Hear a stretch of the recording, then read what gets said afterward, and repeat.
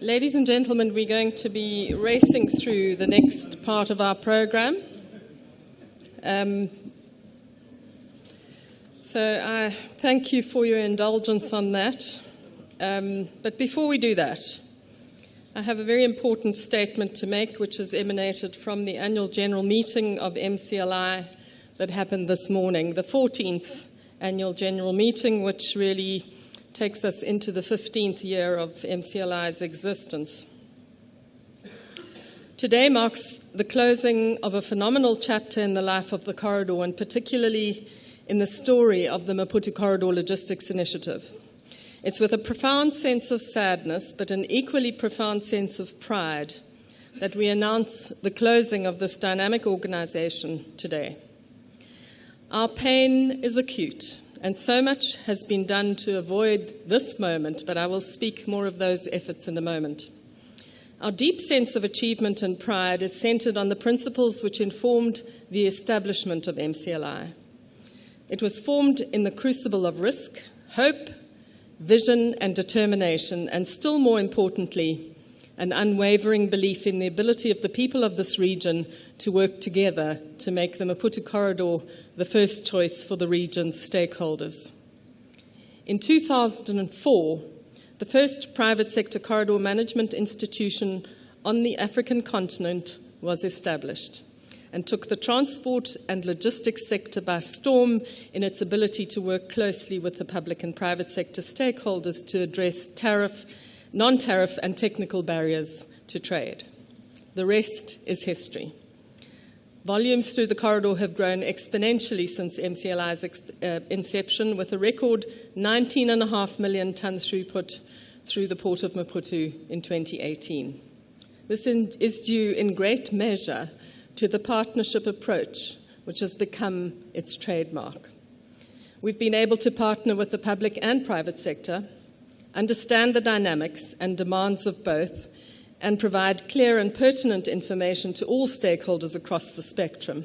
This has been crucial in clearing the negative perceptions that dogged the port of Maputo at the start of its historic concession period in 2003.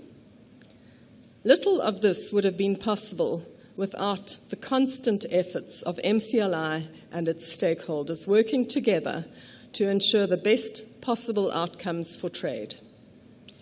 The region remains one of the leading growth areas within SADC, and this is entirely as a result of the role that every organization has played in enabling MCLI to gather information, bring people together, and jointly resolve the problems of the corridor.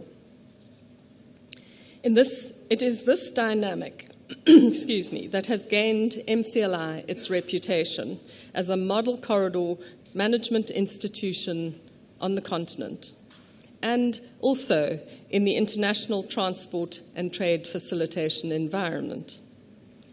Two critical interventions by the World Bank's Sub-Saharan Africa Transport Programme, namely the revision of transit legislation in Mozambique in 2011 and the drafting of a comprehensive strategy and draft memorandum of understanding, which updates the existing and outdated bilateral agreement, are significant milestones which have and will continue to have an impact on the Maputo Corridor for some years to come. In addition to the piloting of the Corridor Transport Observatory, which enabled us to draw on real-time sample data to begin to understand the dynamics of the corridor's trade and its impact. It's extremely difficult to quantify the impact of MCLI's work over the years, but it is clear that without the organization's ability to harness and exploit every available platform for highlighting the benefits of the Maputo Corridor and its growth in capacity and its throughput, the Maputo Corridor would not have achieved the status it has as one of Africa's leading transport corridors. Our sense of sadness arises from the twin challenges of capacity and funding that have plagued the organization since the outset. Despite these challenges, we were able to consistently maintain rigorous governance standards and achieve a succession of clean audit findings. In the past 3 years, however, the struggle has escalated, with the staff complement reduced from 4 to just 2. And we have really battled to do justice to our mandate and to ensure that we cover all the bases. The withdrawal of key infrastructure investors such as TRAC and the Port of Maputo in 2014 and 2015 respectively has been examined from many angles, based on the benefit that has accrued to these companies through the untiring work of MCLI. The financial risk has been considerable, and far too much time has been spent in the pursuit of funding rather than effectively fulfilling the actual mandate of the organization. The board's decision to cease operations at the end of February 2019 was taken after 2 years of unrelenting pressure and a thorough examination of the different options confronting us. The board has stated emphatically that the closure is in no way whatsoever reflects on the work of the organization, but is the result of some very difficult decisions around the texture of the economic landscape and the sad reality that neither the Port of Maputo nor TRAC, for that matter, have fully appreciated the value of MCLI. Much effort by many of us has been put into attempting to address and resolve these differences, but to no avail. The closure of MCLI is a sad but inevitable outcome. We are gratified that the World Bank supported development of a revised draft MOU, which MCLI was able to present to the 3 corridor governments, is a process that will continue despite our absence. The SADC Secretariat will continue to work as the facilitator, and while the ratifications through Parliament may take a while, the signing of the MOU requires, as part of the agreement, to establish a corridor management institution which we hope will have the balance of public and private sector role players that have characterized the nuts and bolts of MCLI's daily workings since inception. It will be, again, the responsibility of the private sector to ensure that they are adequately represented in the institutional arrangements and operation of the new corridor management institution resulting from the MOU. There are so many people to thank at a time like this, and I cannot hope to cover everyone. Some people do, however, deserve a special mention. First and foremost, we extend our profound and grateful thanks to Dr. Antonio Matos and Dr. Matthews Pauser, who have been the untiring chairpersons of MCLI. They filled the very big shoes of Georges Ferraz, who was the first chairman and who set the tone for the collaborative engagement and conciliatory approach which we hope to have retained over the past 15 years. In addition, the first CEO, Brenda Horn, who's here today, was instrumental in taking the organization into the spotlight and winning the hearts and minds of the logistics and supply chain community on the corridor. Her legacy is phenomenal, and we will forever be grateful and indebted to her for her work.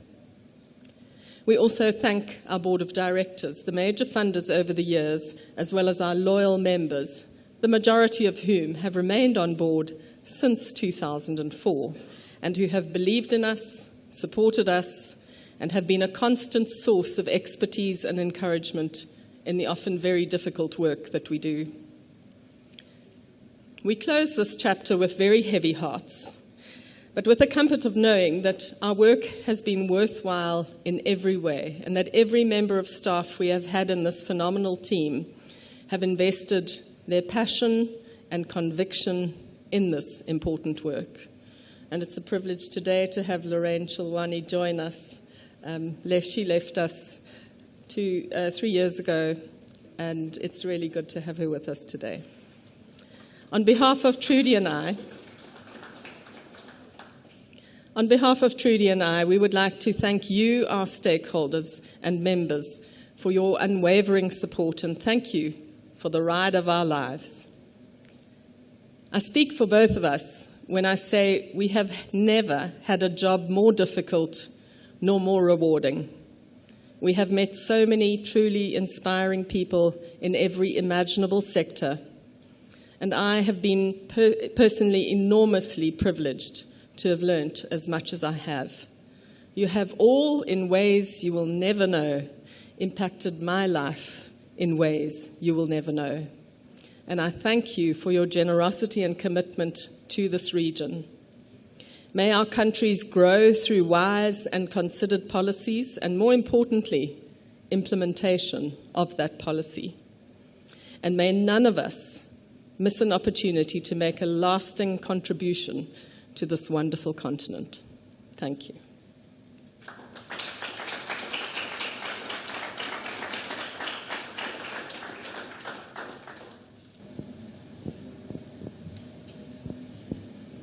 Good afternoon.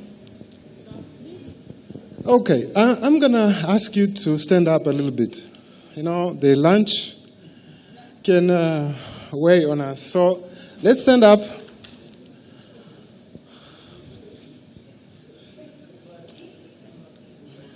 All of us. Just lift our hands up, you know. Yeah, and shake them a little bit. Good. And then you can take them down. Thank you so much. Now you can sit and sip a cup of water, please.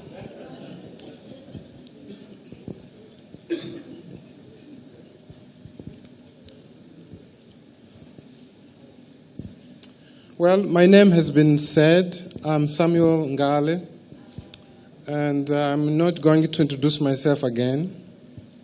I'm going only to thank the organization, especially Barbara, and the whole team that works behind her. And now I'm a bit conflicted, you know. After she read that note just a few minutes ago, I'm really a bit shaken. I thought I was coming to join a live organization, but it seems we have been failing all along. But because we're still alive, there's perhaps a lesson to be learned from whatever it is that we have turned this organization into. So I'm not going to be here sobbing and crying. I'm going only to say thank you so much for inviting me. And I want also to thank Tay, especially Miss Lawrence, Celia Lawrence, for arranging my coming here. And of course, my professor, who is getting, I told him after his speech today, he's getting better and better. And I'm like left on the track about the ways he presents and all the contents that he brought to us today. So I'm talking about Professor Leon van Vuren. And, well, the distinguished guests that I wanted to thank, they're all left now. And perhaps this is actually another problem that we should think of. Because when we have gatherings like this, it's also an opportunity for our leaders to get the information coming from people in the field doing research. I'm very happy to be here because I heard so many things about the corridor, about Maputo, and how the so-called illegal trade operates at the border. So I think these details that we heard today are very useful, not only for us, but more importantly, to those who make decisions. So I'm very sad that they couldn't be here to hear all the details. Now, I was told not to speak too long, but the question that has been posed has to do with, can collaboration between public and private sector work and to address the illicit trade? Well, perhaps the question can be turned around to ask, why is it not working? Okay? Why is it not working? Because now we talk about over 14 years, and we still make questions like this. And these questions mean something is not working. Exactly where is it not working? Perhaps that is the question that we should reflect on. And for that reflection,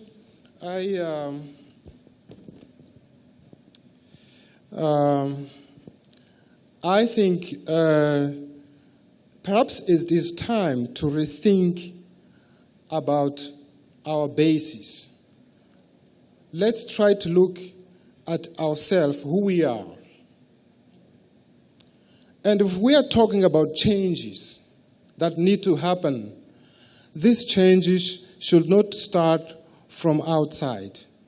The changes should start from inside. And I think I heard Professor Leon in his wonderful lecture talking about changes that should happen from within. Okay? And that is where things should be changing. And we talk about changes, then what exactly is to change with ourselves? I think most of what has to change to make ourselves better have to do with ethics, with the way we conduct our business, with what we say about ourselves. Hence, I bring today this colorful structure, a framework. Yes, thank you. So I brought this framework so that it can help us reflect and think about the ways in which, from ethical perspective, things must change from within. Okay? So I'm not sure. Perhaps I have overgone my 2 minutes now, because I only had 2 minutes. But okay, if something ethical has to change with us, perhaps something we can learn from there that has to do with how we manage ethics. First, as people, as collaborators to companies, and also our companies, we need to think about how ethics are alive in our companies. And I don't want to repeat myself, but quickly, if we all can look at this frame here, we can see that for a good ethical management, first of all, we need to have a commitment. We need to have leaders. There are leaders. Number one is leaders. Two, there has to be a structure of governance in our own organizations.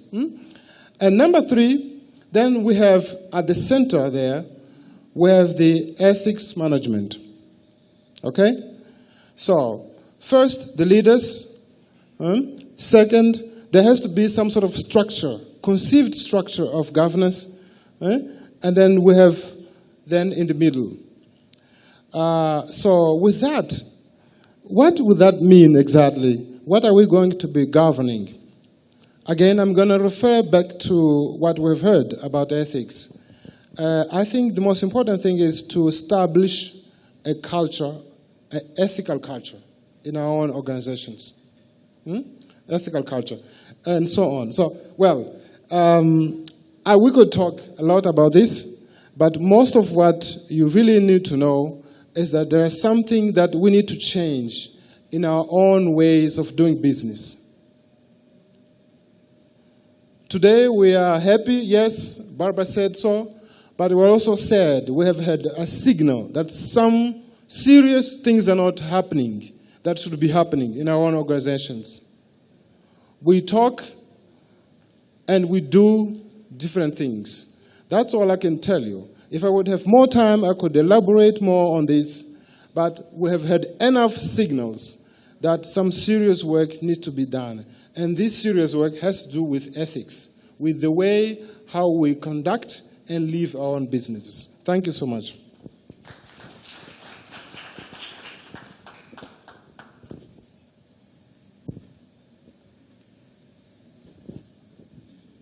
Thank you. I have very little to say, but the first thing I just want to do is to just thank Barbara for the hours and the energy and the passion that you put into this organization, and from us, from the Ethics Institute, on our behalf. It was really a pleasure to work with you, and we really treasured our relationship. And we're sad to see this happening, but we do understand. Collaboration between public and private sector. The key words, there are two key words. It's collective action. And I need to give you practical examples of that. With the Siemens project that we were running in Mozambique, Siemens-funded project, we have firstly created very strong partnerships, local partnerships with key role players. But more important than that, there have to be initiatives. And I'll give you examples of three. The first one is the Coalition for Ethical Operations, which consists of CEOs of organizations that on a regular basis get together to discuss ethical and particularly cross-border trade challenges. Then we have a new program. We often ask, but what about, we normally refer here to big business.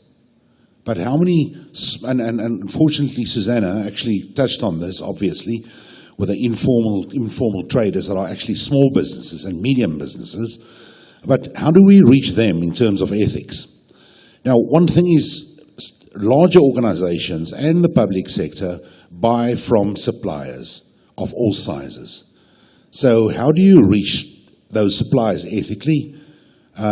We've developed a program. And this is not a marketing stunt, it is, I'm just telling you about it, where we help organizations manage and train their suppliers on ethics. In other words, organizations are making it very clear to suppliers what their ethical standards are.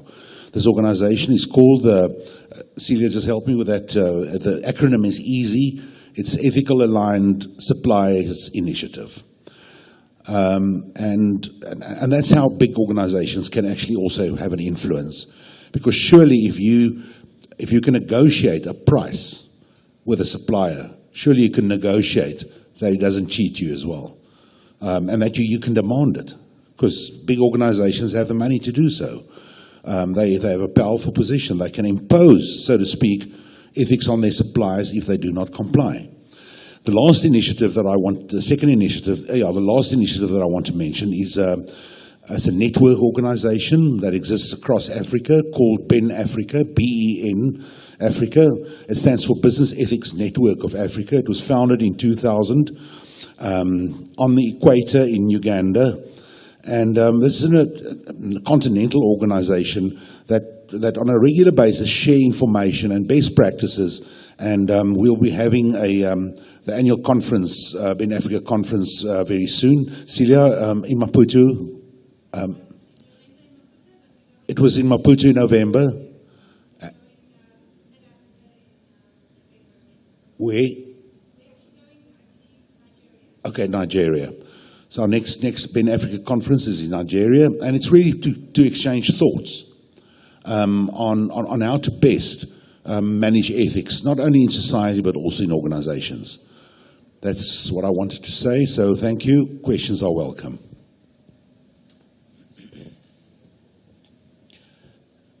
Thank you very much to the previous speakers. I'll just go straight to the point. Can collaboration between work to address, between private and public? I think, as Professor just said, collaboration is the key word. But I think we need to move beyond working together, rather to more focus on complementing each other.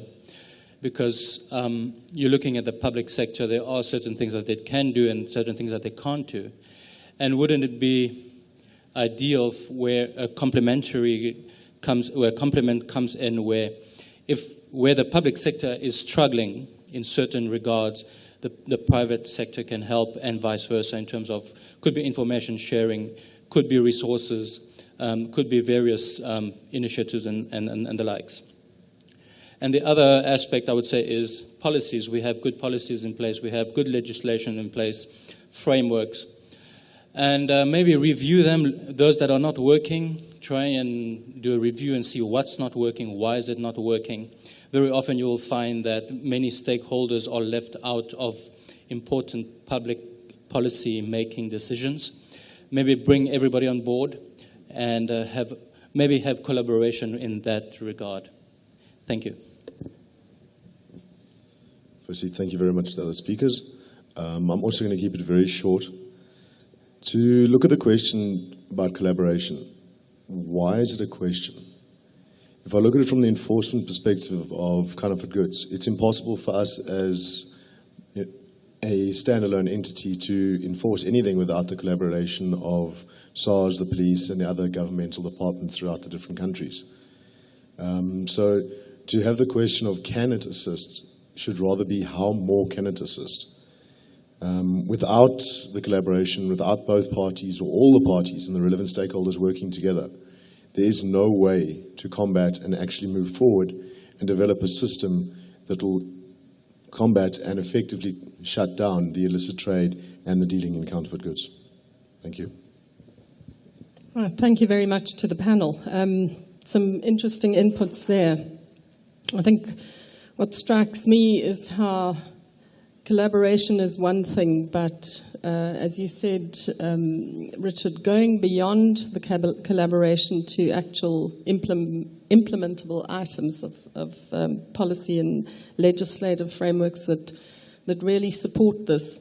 I just want to ask one question, and you don't all have to answer it, but are there examples of best practice in the world where this is really working, and examples where in areas where there's been huge corruption and illicit trade, and I think of some examples in South America, for example, and maybe in elsewhere in Africa, do you have world best practice where mechanisms or strategies or really implementable things that we can learn from have actually worked?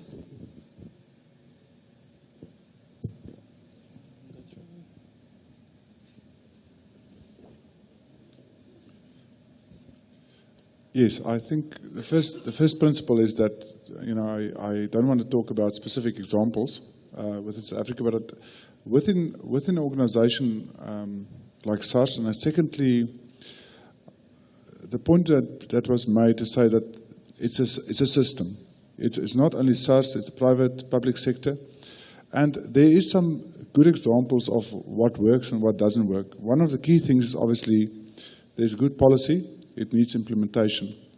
And I think if you look at what we're trying to achieve in terms of the value chain or the justice system and the implementation of the different arms of the state, and we apply the best practices, for example, in specific countries in terms of how do you approach illicit trade or illicit financial flows and in overall illicit economy. Because an important factor is that illicit trade is a subset of the illicit economy.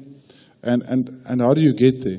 And you get there through specific types of actions. And you need to deal with them, if I can say, in blocks and identify them. So I think within SARS specifically, there's specific benchmarking that we've done in terms of foreign revenue authorities. Secondly, I think there is the will, and I think the relevant policies are in place. It's the execution that is now required.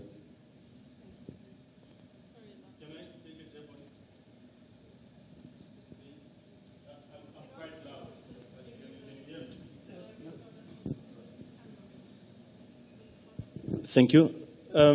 Yes, there are a number of countries that are actually using the whole of government in different disciplines. It may not necessarily be on dealing with the issue of illicit trade. As you know very well, that in most of the countries that are developed, the issue of illicit trade is dealt with in a different way than we will do with developing economies and so on. But I know very well that in countries like Singapore, They've got a whole of government in terms of dealing with some of the crises that they experience from time to time, either in developmental projects or some of the crises that they experience. And the whole of government approach also has its roots in within the Australian authorities, where it has been seen to be working very well. And I think from the South African perspective,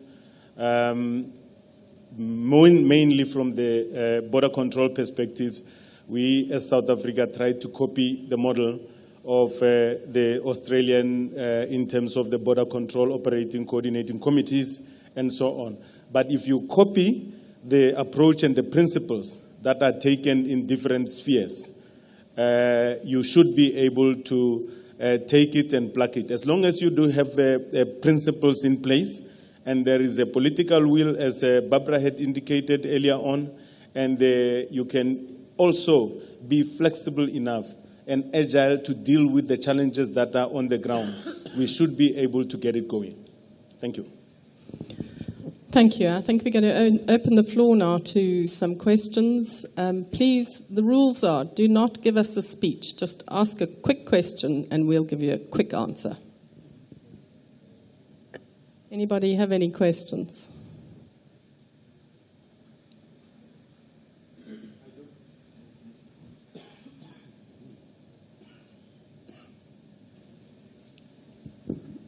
Good afternoon. Just going straight to the question, and my question is to those ethic men on the table. And it's really a challenge for me. In your slide, Samuel, you've shown overall culture around those principles, which I believe is just for one organization. My question is, how can you build an ethic culture into an island company, while around that company, which is the country, ethics is almost nothing? Do I have to answer that? Just while my colleague is thinking, if I can just say something. As I said, you've got to start within. However, you have to influence. I think, okay, let's look at values education. There's not much happening in the nucleus homes. In other words, schools are not really playing their role in educating children about values. We're not getting a lot of guidance from if I say up, I mean government either. So what is left? And I think it's business, generally, public and private sector, is probably the last stance against improving values in society. It's the last stand, and I think that together they should make a stand. Now, you asking me if you're just an island organization, how do you influence it? I think first thing you can do is start small, is to engage with your suppliers and demand ethics from them. And people that you supply to, is that you engage with them on a basis of ethics, not impose necessarily all your own values and your ethics on them, but negotiate and say let's either put it in writing, or how are we going to treat each other? What are our expectations? It has to start small. The last two things I want to say very quickly. One is Singapore. Just get back to the Singapore example. In Singapore, the past president, I forgot his name now, but he said, let's start with the small things. If someone spits gum in the street, we arrest that person or we give him a fine. See, because if someone drops a bit of gum on the floor, tomorrow they'll be prepared to do something big or wrong. By the same token, you see when taxis drive in the yellow line, other people follow. It makes it easier. Tomorrow, they will skip a red light, which has serious consequences. So deal with the small things and visibly deal with them in your organization, especially consequence management. If there are transgressors, punish them. And in New York, after 9/11, the mayor, Rudy Giuliani, had the very similar approach. He called it the broken window approach. You start small. If there's a window broken, fix it. And then the other things should fall in place.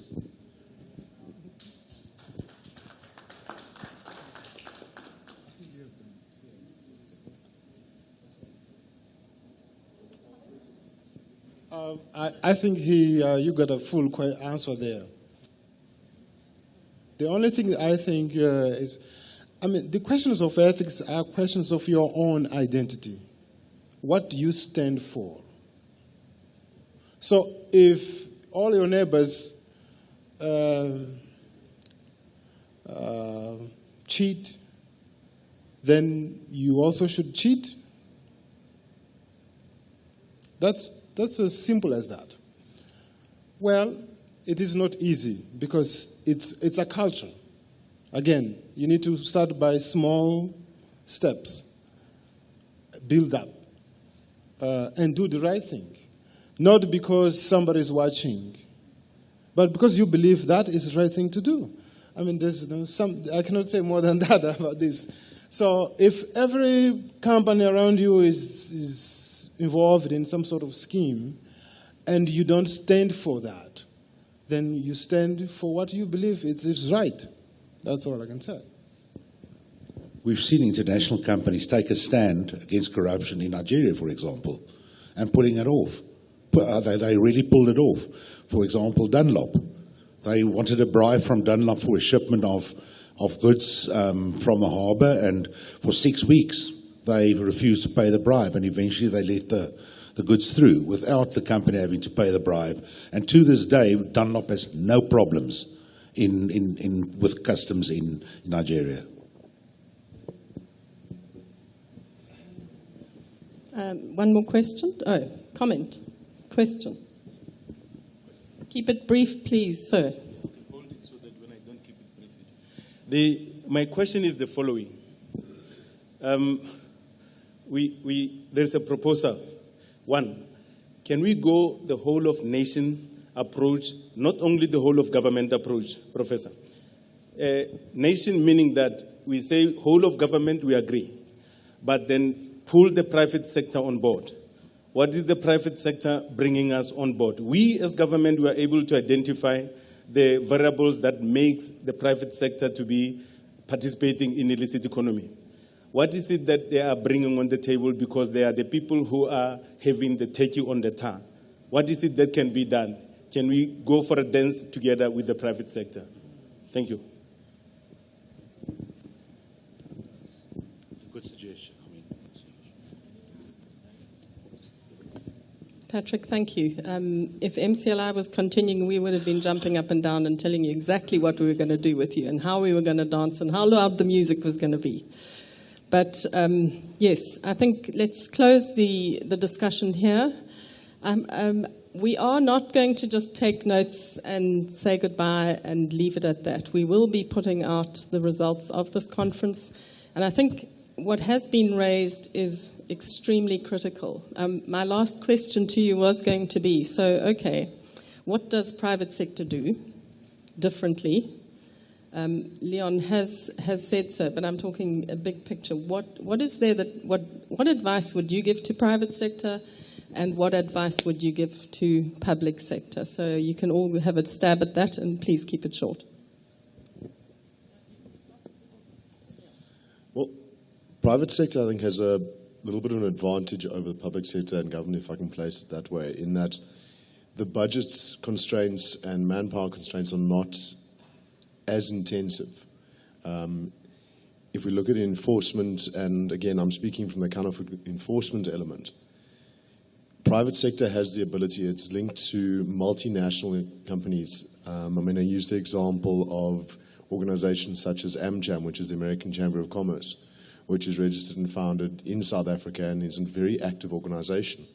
They have access to a great deal of funding, a great deal of input, a great deal of resources that can be used to assist in the development of new strategies, processes.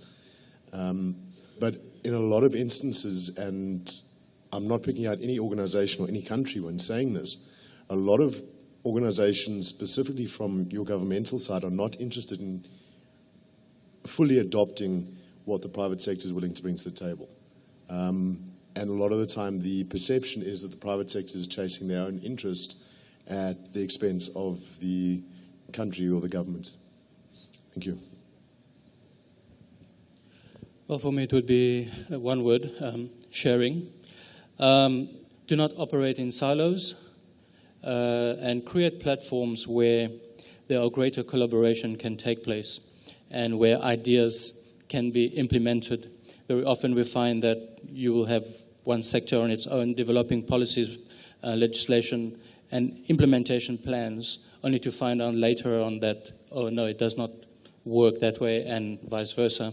So for me, it will be create platforms where there are greater collaboration, where all minds can come together and create a plan where implementation will take place. Very often we find there is an implementation plan, but then reaching the target is difficult because not everybody understands what the indicators are and how we achieve the goal.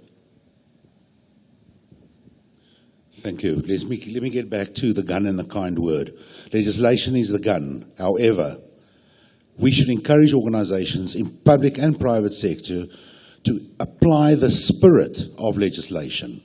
People do not understand why there are corporate governance guidelines like King 4, or why in South Africa we have the public sector integrity management framework that obliges all public sector departments to actually appoint ethics officers, an ethics committee, and conduct ethics training.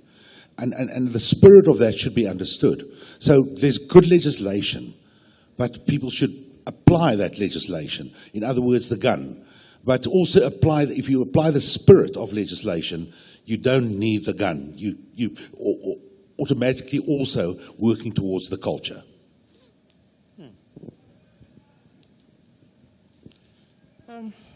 Well, one last word, and that applies for private and public sectors.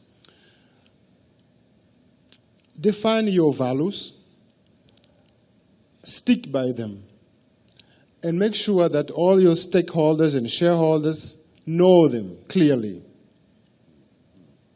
I think that's very important. Well, needless to say, these values should be sustainable. Of course, they should be sustainable. But definitely you need to stick by your values and make sure everyone knows them. Thank you. Yes, I think most of it has been said. I think three important factors. I think coordination between public and private. Secondly, platforms like this to discuss these issues. And thirdly, that there's mechanisms and tools for the private sector to participate with the public sector in terms of implementing some of these policies and processes. So I think if we can deal with those three broad themes, I think it could be addressed.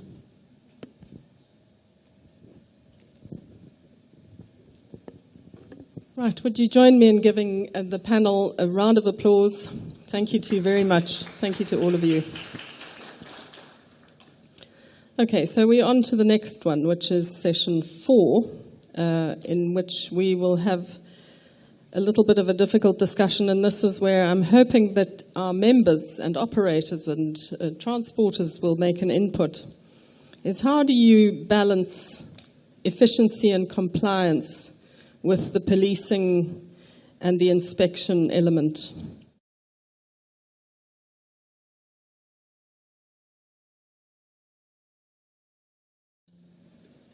Where are we with the preferred trader programs, and how fast are those going to be coming into play? So I'm calling on, again, to SARS, we will have Memory and Doe, Samuel Ngali, and from the Customs Director from Maputo, Ludovina Uache, if she could join us. Precious Chauya from Eswatini, and Sam Magubani, who is the CEO of Women Power Logistics. Could you join me here, please? Okay, it's... No, thanks a million. I'm so grateful. Thank you. Cheers. Thank you.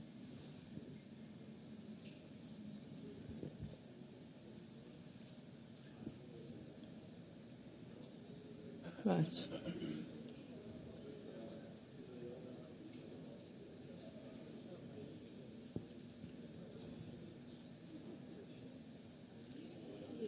Just pick the right one.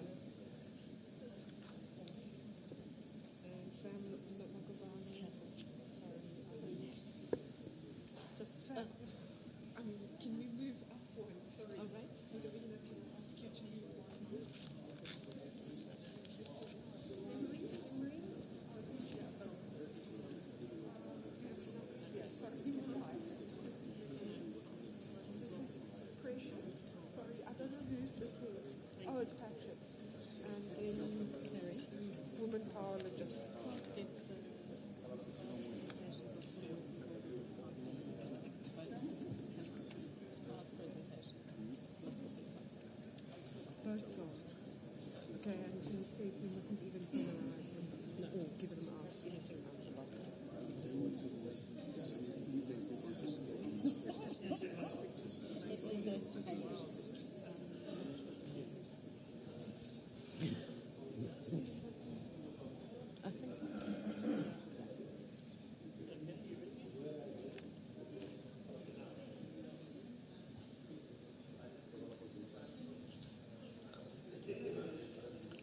Samuel, I think you're supposed to be joining us.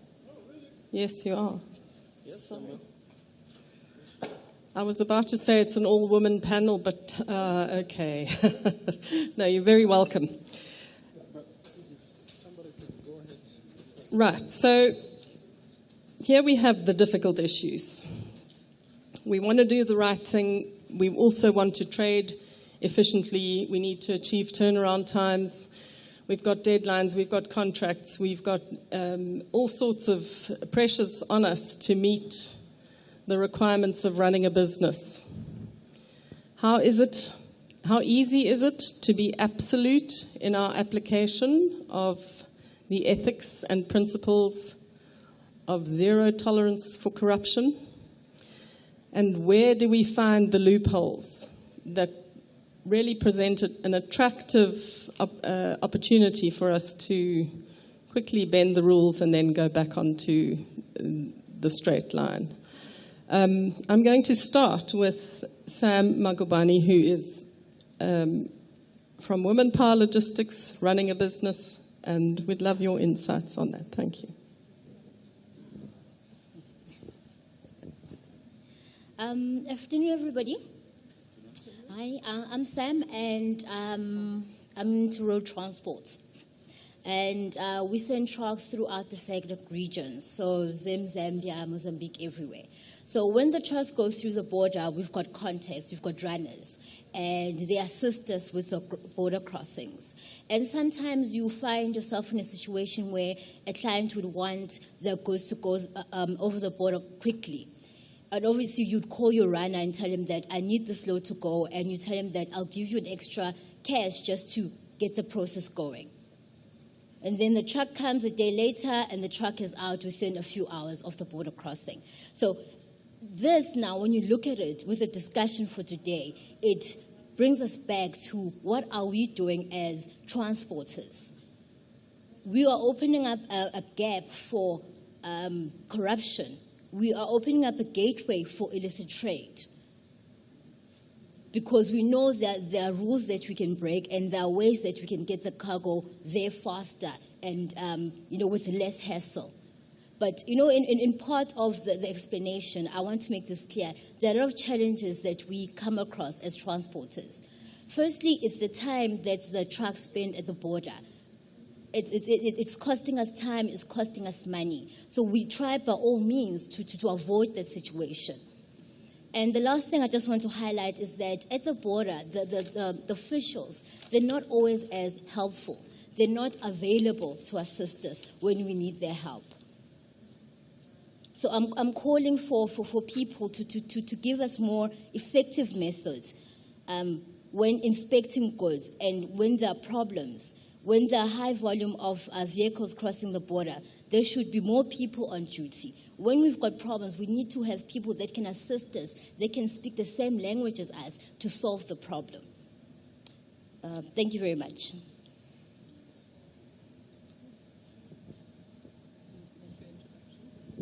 Okay. Good afternoon, colleagues. My name is Precious from the Eswatini Revenue Authority.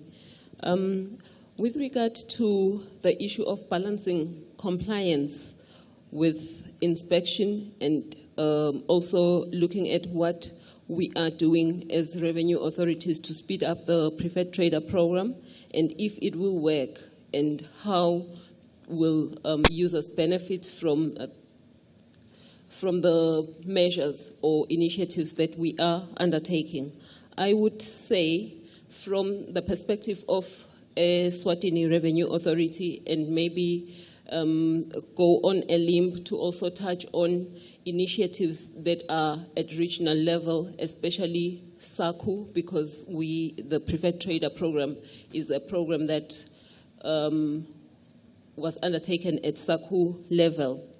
We have actually come up to say what is important in order for us to achieve this balance is the application of risk management. Risk management saying we need to assess and look at the operator we are dealing with and know the kind of risk that they are posing or that they may come with for the organization. And then what we then need to do is to apply segregated or differential treatment according to the levels of risks that are posed by the clients. I think it is important, and we have alluded to some of those concepts in the session earlier in the morning, to recognize the fact that it is not all threats that we are faced with that can be treated appropriately by imposing controls at the border. We have initiatives that we can undertake through post-clearance audits, through targeting. Those things can still try to drive trade across the border, quicken the release of the cargo, whilst at the same time, as the law enforcement entities, we are able to assure ourselves that the trade that we are facilitating through is legitimate, because we are going back to do the post-clearance audit where we will then confirm and validate the information which had been presented at the time of clearance. Because if we stop the trade at the border, it basically means that we will lengthen the time that business needs to use the products that they want to import. But then at the same time, you will find that some of the issues that we want to probe as administrations is information that we cannot do with solely relying at the physical, at looking at the physical commodities that are standing in front of us. So I think the issue of moving from a gatekeeper approach to looking at modernized initiatives like the post-clearance audits, like application of risk management principles, use of advanced information so that we are able to understand the type of consignment that is coming through, to already anticipate whether we need to intervene at the border or we can let it through and intervene at a later stage. This is one of the ways in which we can respond to issues like this. And we also then want to be accountable as revenue administrations. This calls for performance measurement. We want to be able to say, this process is creating a bottleneck. How are we able to do that performance measurement? We do, for instance, in our country, we have actually set up a task team that is going to be continuously undertaking time release studies, where we look at the process it takes and the amount of time that it takes for cargo to go through the border. We then want to take that information and look at where are the bottlenecks, and then we then start to incrementally iron out the issues that are picked up from there. So we are also then putting forward the issue of performance measurement as one area which we can look at as a tool that will enable us to balance the facilitation and the control. Because once you see that it is actually taking 2 days for cargo to move through your border, then you will then admit to yourself as you introspect to say, maybe this is not the way in which proper controls can be structured. The tools and approaches, I have alluded to post-clearance audits. I have alluded to the issue of using advanced information. As a result, I'm happy that with the colleagues I'm sitting with at the table who are from the revenue authorities, I know that we have automated our systems. So let's encourage pre-clearance of cargo so that at the time when the goods arrive at the border, we've already had an opportunity to look at what is coming through. By that way, it's easier to just release the cargo because we've already made a risk assessment and ascertained that we just need to let these goods flow through. We are looking at the preferred trader program as a compliance improvement program, simply because we are looking at it in terms of saying it is an opportunity for us as administrations to partner with business. Through the Preferred Trader Program, we do an assessment of the compliance of the client. We also look at the adequacy of their records to see whether we can be able to facilitate them when they come through the border. And then we will go into their records and then do audits that will enable us to confirm that indeed the goods that they have been bringing through without much intervention on our part are actually compliant. So we therefore look at the preferred trader program as one other mechanism through which we can facilitate trade. And actually, we are also saying this preferred trader program is not the end. It is also a journey, because we are looking at building up the program to the level of a fully fledged authorized economic operator program. And in this way, we want to secure the whole supply chain, where we are saying, let the compliance of the importer be transferred as well to the compliance of the clearing agent, of the courier, of everyone who is involved in the chain of moving the goods, so that we know that from end to end, we are looking at a fully compliant consignment that is coming through the border. And we also then want to emphasize the issue of collaboration, coordinating with our partner agencies at the border, so that when we look at the risk of a particular client or a consignment, it's holistic. It's not solely based on revenue, but we have said there are socio-economic interests at play where goods are coming through the border. Therefore, we need to have everyone on board, everyone to agree that indeed this client can be facilitated, because we are all comfortable with letting them go through. That is all I can contribute, ladies and gentlemen. Thank you. Okay. Good afternoon, everybody. First, I would like to thank the organization of this meeting, the opportunity that they are given to us to have this relationship with the private sector. Talking about what is in our topic, which means it is balancing efficiency with compliance and policing. In my point of view, it means what is in the logo of SARS. There, as you can read, SARS at your service. That's what we as customers, we would like to be people who serves you. And this is our main objective. For all this means that we as customers, we have to be committed and try to deliver our service in better manner as a form or to help you and do your business and have in the better manner your profit. We as customers have got procedures, and those procedures must be followed by you. You have to obey all these procedures, and we are there to facilitate you to comply with procedure. And also we have other tasks. It's the task of controlling it. So these are the main points that we have to take in account: procedures, compliance, and control. If you all of us are committed on following all these three pillars, I think things are going to work. When the problem starts when one of these two players, who is customer and private sector, do not obey or fulfill what is their obligation.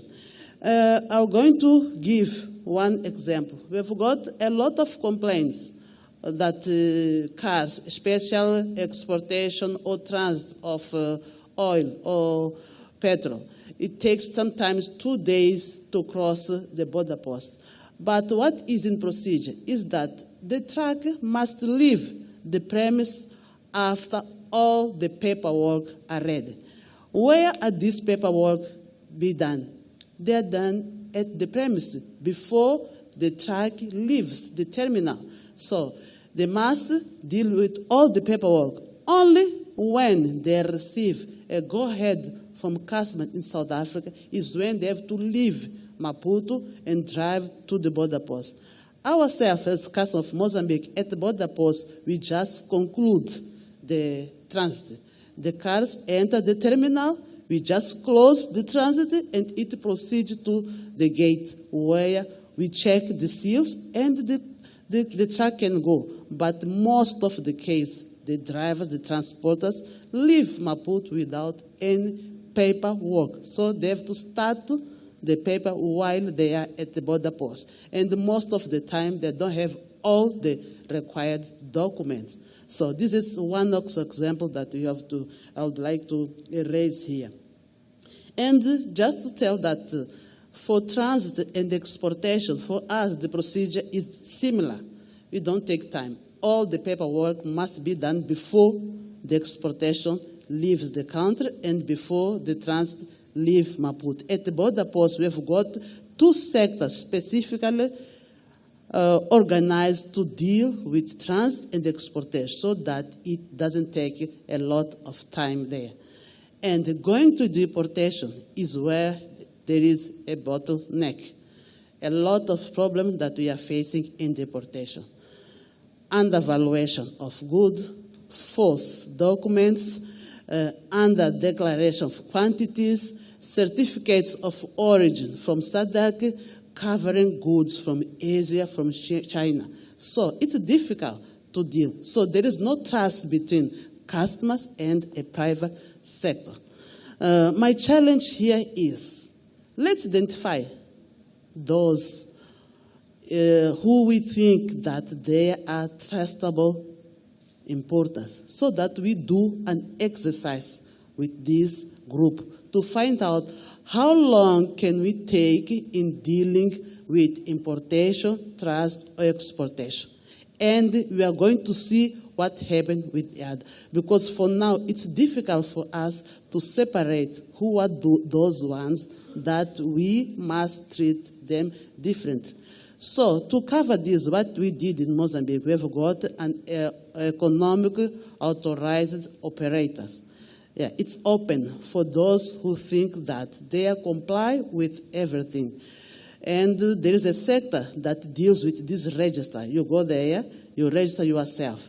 And all your importation, the examination is not done at the border post. The examination is done at your premises where you unload the goods. So those are the things that we are doing to accelerate the importation and deal quickly with the trans. About the people to deal with at the border post, we've got 2 managers in our border post. We've got the head of the entire border post, who is here, Mr. Carlos de Jesus. If you have any problem, you can direct contact with him. And beside that, we have got the header of kilometer terminal, kilometer 4 terminal. Also, you can contact them. Don't go to people that are not authorized. Just find the manager there and talk direct with them. And they are going to deal with all your concerns. And our business is just to serve all the importers that cross our border post. Thank you. Good afternoon. My name is Memorindo, the Senior Manager, Customs, based in Lebombo. It's said, Barbara, that this is the last forum, but it does happen. It's part of life. Maybe one day again you'll call us in a different platform. Just reiterating on the discussion point on balancing the compliance and inspection with efficiency, and also extending it to what is it that you are doing with the preferred trader program, and are we, our clients or customers, benefiting from it? I will start to say everything is possible, that we can balance compliance inspection with efficiency, but that need both of us, cooperation, collaboration, we can do that. Based on our experience at the border post, we are faced with challenges whereby we will have always a middleman that will see the importer is sitting there, the clearing agent is sitting there, then that's where we are experiencing challenges. Our core mandate as customs is to facilitate legitimate trade. And that's why we do have the preferred trader. Facilitating the legitimate trade means that we are not here to frustrate trade. We are here to assist you because we know that if your trucks are there at the border ports for more than 2 days, 3 days, even 8 hours, is costly on your side. Then at the end of the day, you are working at a loss. Hence, SARS introduced the preferred trader. The preferred trader was launched in 2017 with about 28 companies that were accredited. And currently we've got 83. And it's a continuous process that is also advanced to authorize economic operator, as my colleague has alluded that. And as I speak now, we've got more clients that have applied as well. They're going through their assessment because it's a risk model approach where we are encouraging that relationship that you will be able to trust the client to say whatever that you are bringing into a country, we know that we have complied with the rules and the regulation. We are building that trust relationship between the client. However, based on my experience where I'm sitting, I haven't seen clients that are under preferred trader program. Maybe it's because of they don't have more knowledge about that, and I will encourage to say, visit us to get more information about that. How can you go through that program so that we should be able to assist you to fast track your trade. We want to, our mandate also is to ensure that we protect economy, we ensure that we enhance economy. We know the challenges that we are faced with, the illicit trade, illicit economy. So we are not here to frustrate that, trade. We are here to ensure that we build our economy to such a extent that it creates jobs and it ensures that we compete globally. So I will encourage that we visit our nearest office. We do have a special team that deals with preferred trader. It's a continuous program and it's at advanced stage, and you will benefit from that program as long as you comply with what is being required. And I will encourage also our clients that to avoid frustration, let's do what is right. My principals, they've spoken this morning, Mr. Patrick Muye. Let's avoid doing illicit trade.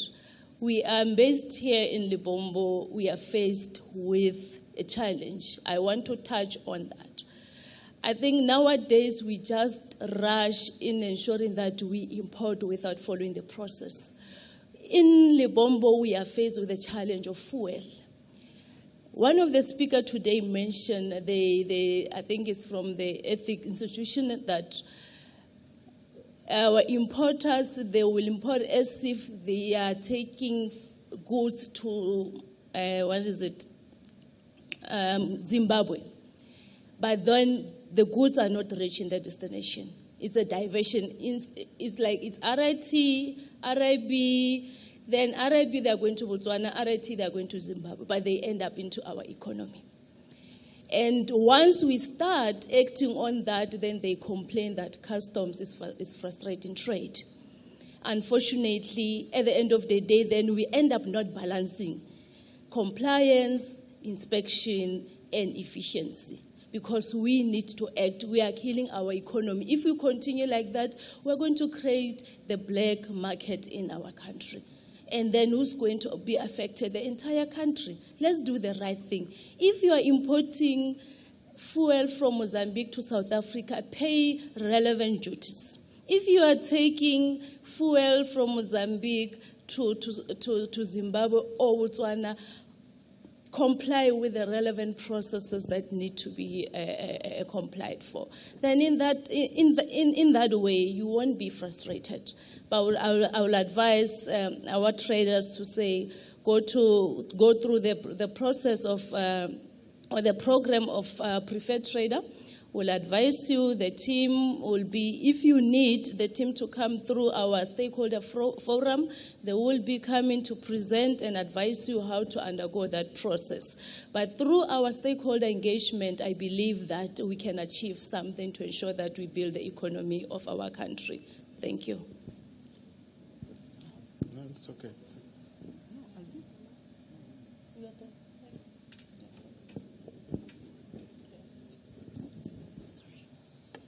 Thank you very much. I'm going to just go straight into the questions. Are there any questions from the floor?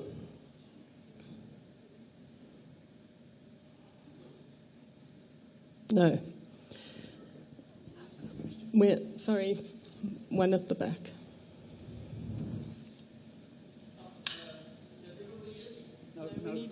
Just hang on, we need a mic because you're going live.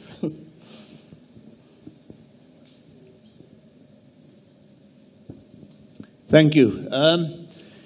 First of all, it's very sad to hear about MCLI. I think all the meetings I attended was very fruitful. So we're going to miss it and hope somehow you come back. But what I want to say, and maybe ask a question, is when you look at the figures of the illicit trade and so on, isn't it the biggest reason for private sector and government to work closer together? I think it speaks for itself. And as a small customs broker, and I think I speak for a lot of people, we want to try and assist that process. I do have a question that, we understand the policy, we understand the queries, we understand the physical inspections. When I began this business, and it was a couple of years ago, it was considered that every hour a truck stands costs about 300 Rand. So, and sometimes trucks do spend time at the border. So my question is, when a truck is, for example, under a physical inspection, the inspection at the border, they say maybe it takes an hour, and then it goes to the hub, and the hub has to reply, and then the truck can proceed. And that process sometimes takes, in the timber business, non-perishables, it's 24 hours. So I just want to find out from SARS if there is a possibility to speed up that process and maybe give more authority to the border post instead of the hub. My second question, as a customs broker, do you also qualify for the preferred trader policy? Thank you. Okay. Are there any other questions? Right. I think, Memory, that one's for you.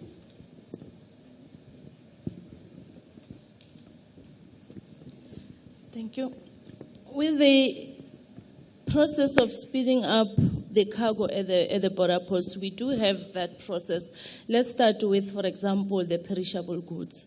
We know our processing, we start at the processing hub. The clearing agent knows that they need to submit. Then after that, then if not all cargoes are stopped for inspection, but it will be on a risk-based approach. And we always advise our stakeholders on our stakeholder monthly engagement that if we do have perishable, then you need to highlight that to us, escalate it so that we should not follow the normal route. But then it's not only perishable, it will be also those other commodities that we take exception on it. However, but at the end of the day, they know the process that our turnaround time, it will be after 4 hours, then you'll have to query. But the challenge is one, at some stage, like I said, there's always a middleman. There will be a delay where now the clearing agent is sitting with documents, he's not following up, then up until the matter has been escalated. When we investigate, we find that the query is still sitting there with the clearing agent. But if there's constant communication, we address those issues. We do have some channel to address issues of exceptionals in that regard.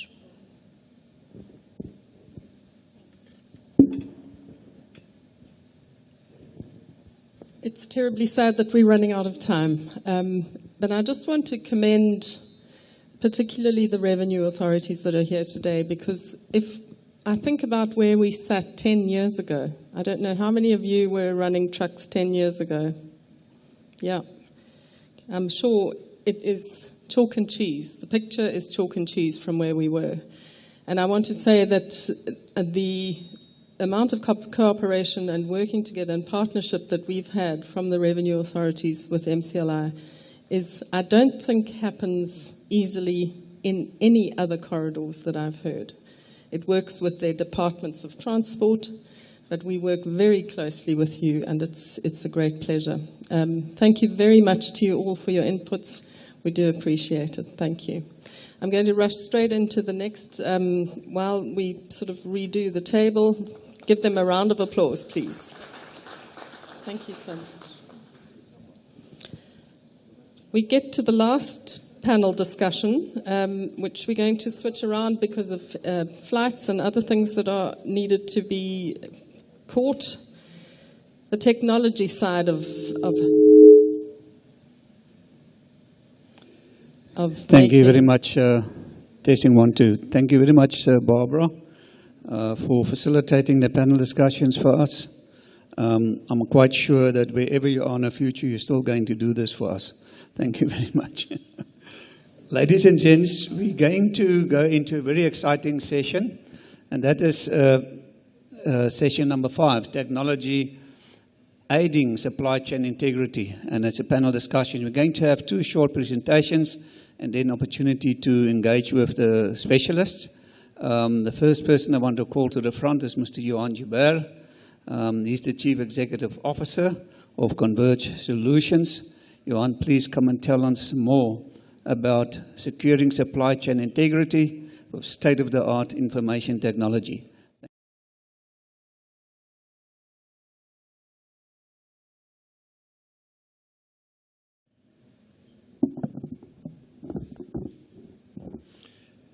Thank you, Harry. Thank you, everyone, for the opportunity to be here today, and I will definitely try and keep it short. I thought it quite ironic that the moment that we introduced we're now going to switch to technology, we had feedback on the mic. So, yeah, let's get started. So I'm going to talk about technology, but it's really a presentation in 4 parts. I'm going to just start by giving you a sense of who Converge is, just so that you have some sense of the individual talking to you and the company that I represent, why and how we can help you from a technology perspective.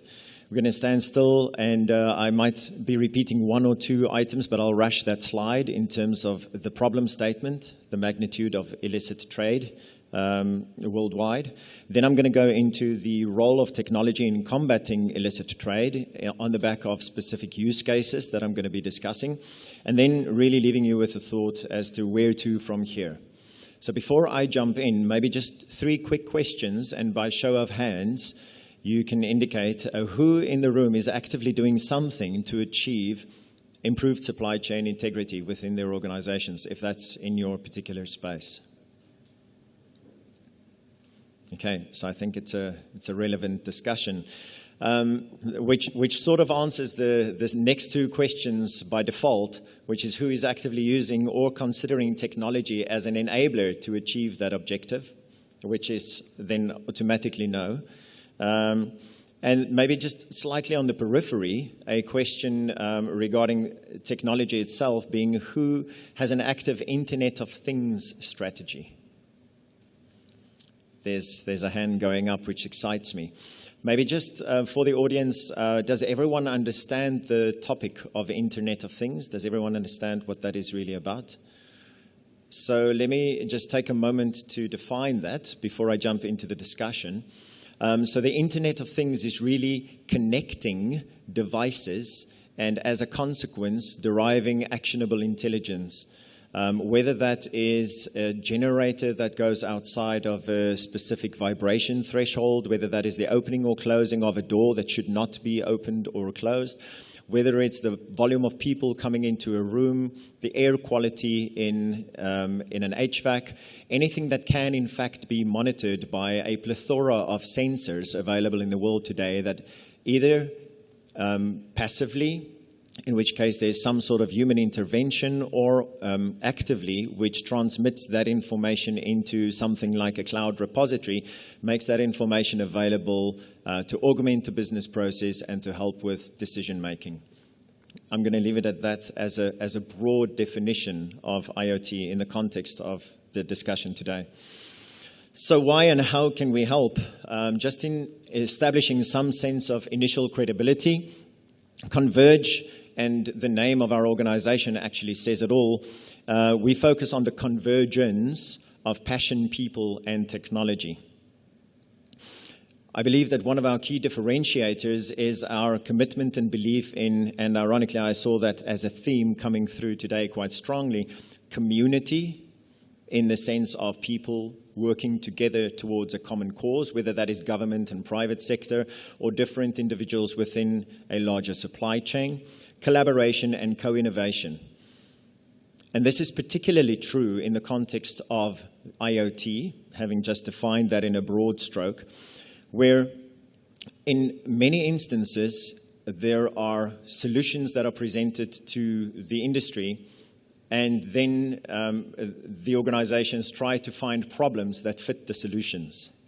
So our approach is slightly different, and as a consequence, we've partnered with Meters Corporation and Informed Decisions in that we collaboratively work with the experts of our clients and first define the problem statement, the strategic objectives, the vision that is ultimately wanting to be achieved, and then we collectively apply the expertise of our organizations towards addressing that.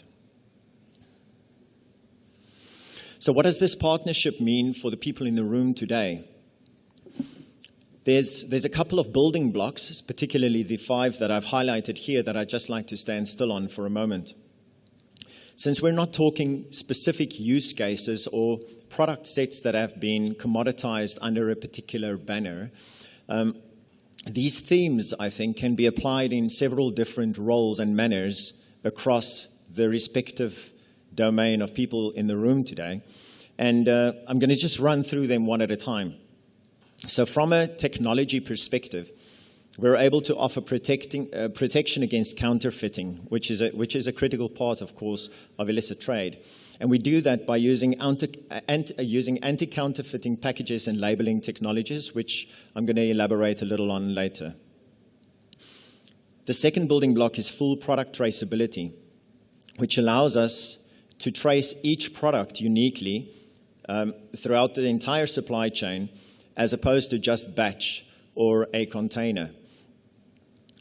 Later during the presentation, I'm also going to speak about the accountability or the key roles within each one of these domains. Production line integration, which really sees the simple and rapid integration of labeling technology into the production line right at the onset, so that you can measure the source of a product right from the start. From a brand protection perspective, we offer product authentication capabilities, which again is going to come out strong in one of the use cases that we're going to be discussing. And then, of course, managing and monitoring the services and service levels that you offer your clients, whether it's manufacturers whose goods are you're transporting, whether it's producers from the agriculture industry, and so forth. So as a transport and logistics organization, you're able to not only augment your own business processes, but actually start delivering value-added services to your clients that better equip you to monitor and manage quality, service levels, and the like.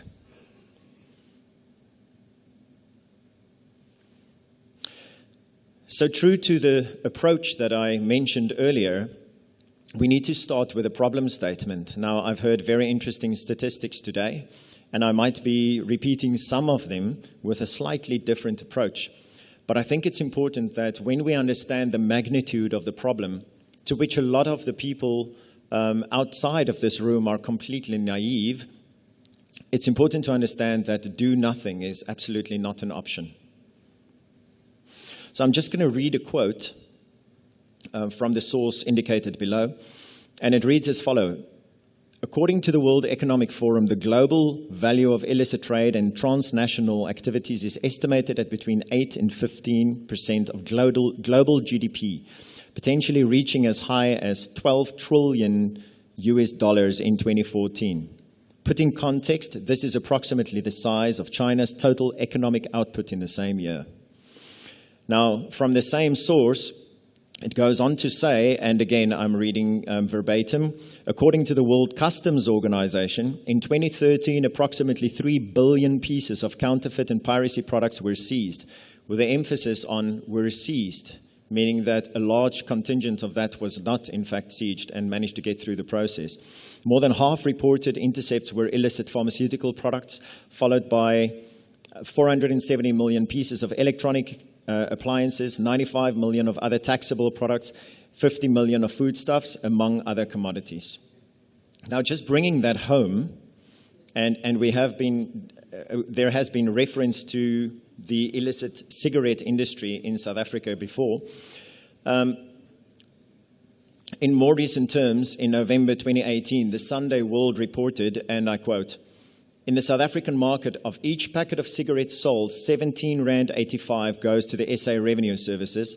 Of this, 15 Rand 52 is excise duty and 2 Rand 33 is value-added tax. South Africa loses 8 billion Rand in tax revenue of the illicit cigarette market," which is absolutely staggering.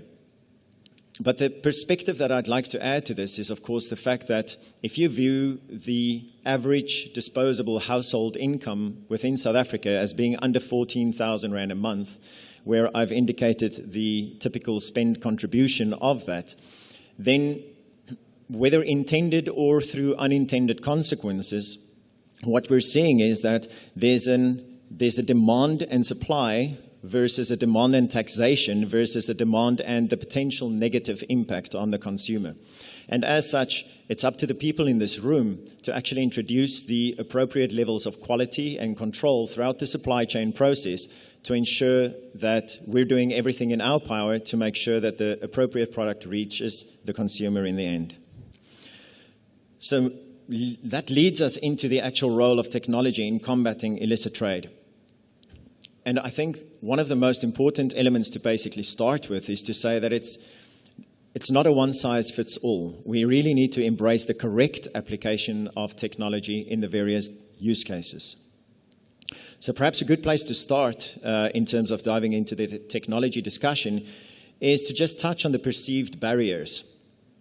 It's still widely believed that there are no or few technology options available to address and combat illicit trade. It's also believed that poor economic viability of the technology is a barrier to entry. Similarly, stakeholder buy-in is often cited as a challenge. We often hear it said that criminals will just find new ways. And my personal favorite that is often mentioned in certain circles is, this is Africa. And so I want to counter that and say, absolutely, this is Africa, where there is absolutely no shortage of opportunity, appetite, or ability. And therefore, this is the place that we can actually make the necessary impact. We need to apply some paradigm shifts and move away from the concept of the cost of technology to the value to business. We cannot actually wait for someone else. With good representation from SARS, in my own research leading up to today, there was a lot of articles where the media really was quite harsh on SARS in terms of their ability to address the illicit cigarette trade. We cannot expect one body, whether that's government or private sector, to do this. We really need to go at this collectively. The fact is, the time is in fact now. And if you're not doing something about illicit trade and the adoption of technology in general, and also to augment your own business and aid the supply chain integrity, your competitors are in fact doing so. So in conclusion on this slide, technology to augment your business process and aid supply chain integration not only exists, but is in fact affordable, reliable, and accessible. So with that, I'd like to lead into a particular use case. I'm sure, maybe just by show of hands, who remembers the recent incident of Valprey? I was going to show you the video that is embedded here, but the sound is not working from the slideshow.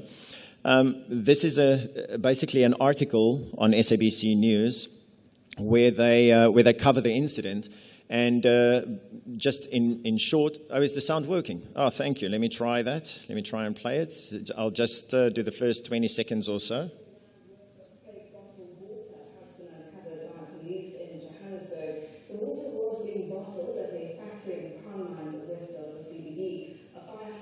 was the source of water.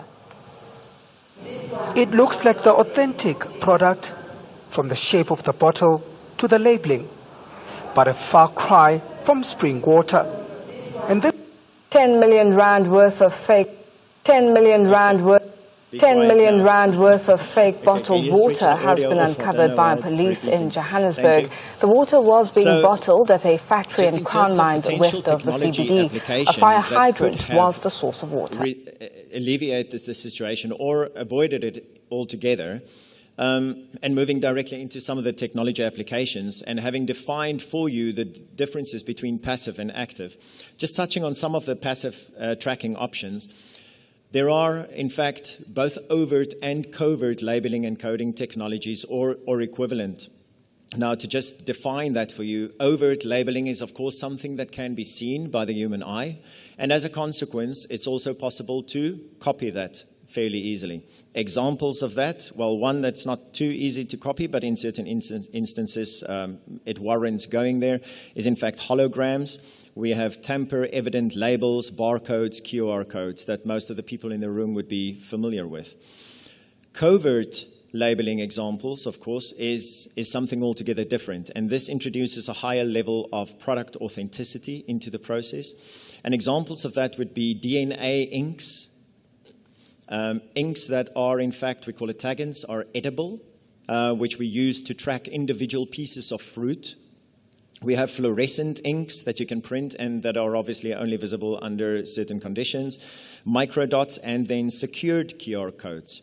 Now, what we've seen in recent terms is an increased demand from consumers where they actually gamify this experience and create a higher level of trust and authenticity with their clients in that they release an app, and this app is in fact able to interpret the secured QR codes, which has the overt element, but the app is also able to determine the covert element. And as a consequence, you can say to someone sitting in a restaurant drinking a bottle of Valpre water, where that water comes from, how long it's been in the process, all the way through. You can gamify it and make all the information available to the consumer at the point of consumption.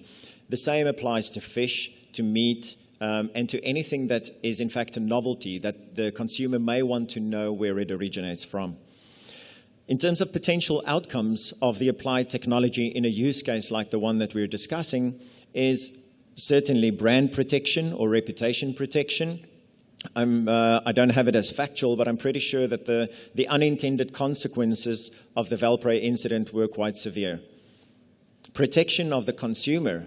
We heard earlier today in one of the earlier speakers, and I also mentioned the pharmaceutical illicit trade magnitude.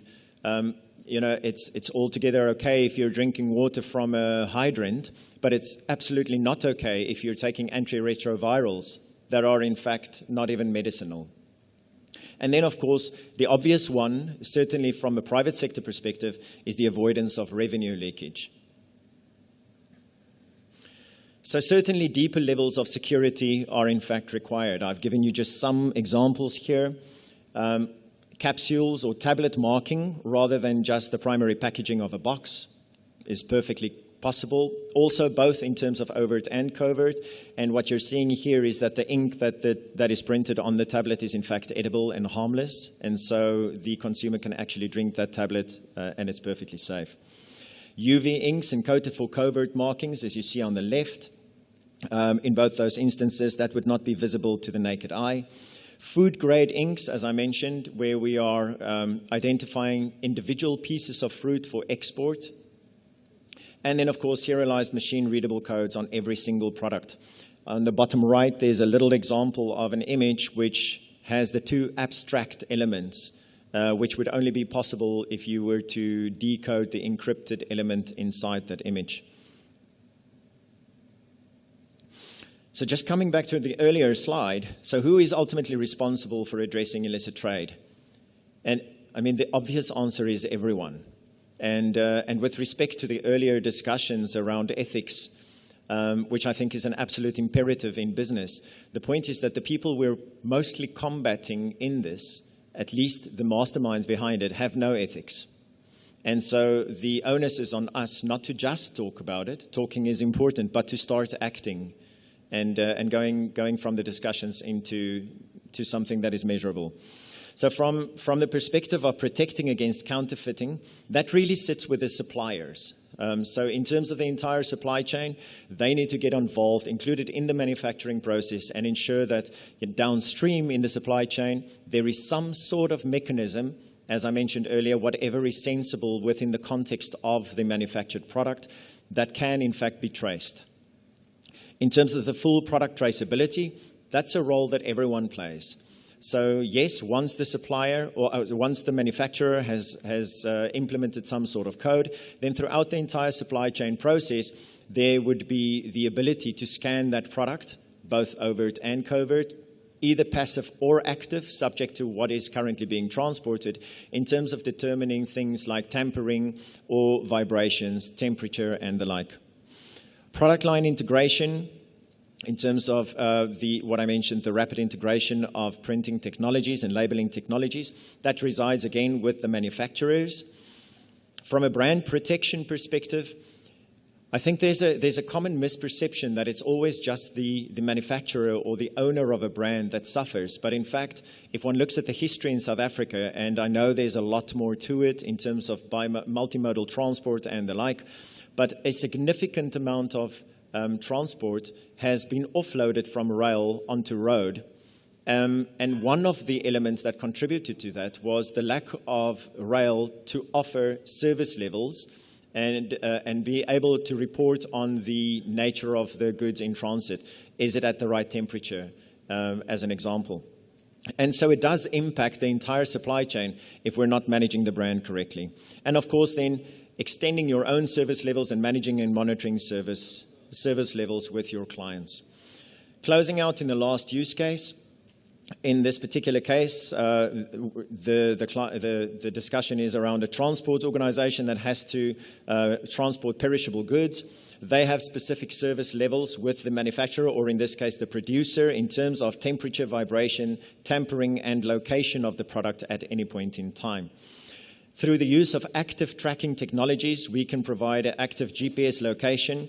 We offer everything, and so do other vendors in the market, from the sensors to the nodes, the gateways, to a cloud offering to analyze, collect, monitor, and then automate the processes throughout your organization. We deploy a private LoRa network, which I think is fundamental, that allows encrypted bidirectional communication.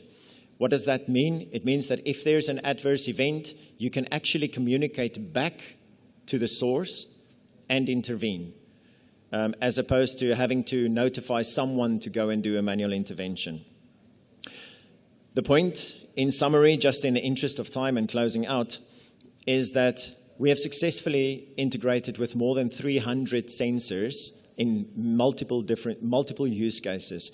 And I believe that the supply chain environment is certainly ready to start aggressively adopting the wider sense of Internet of Things in order to address illicit trade. So where to from here? I think it's really important to just recognize that a journey of 1,000 miles begins with one step. It starts with the people in the room saying we collectively are going to start this journey of exploring in what manners, whether it includes technology or it starts purely in a discipline or in an ethical manner. We're going to start this journey of addressing illicit trade together. And certainly from my perspective, there's a lot of value to be had by including technology in that discussion. Just to close out, I've included a couple of contact details in the event that anyone wants to engage us for further discussion. We would be more than happy to schedule a session with you and to explore your particular reality and help you define what is the most appropriate way forward. Again, thank you very much for the time, and I hope that you found this useful. Thank you so much, Johan. Ladies and gents, I know that he needs to rush off to the airport. Is there a quick question for Johan? Any questions for Johan, perhaps? Going? Yes. Okay, Johan, thank you very much.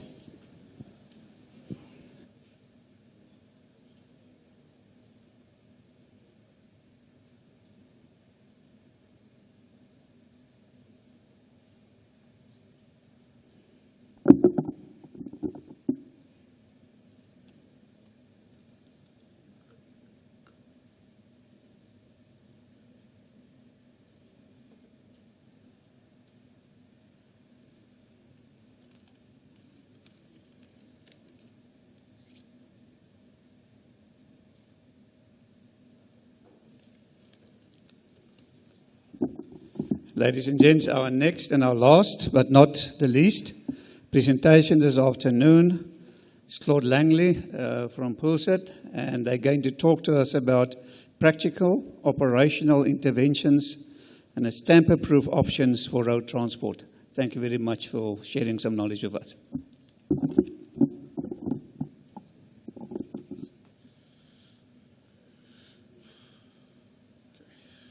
Hi, good afternoon.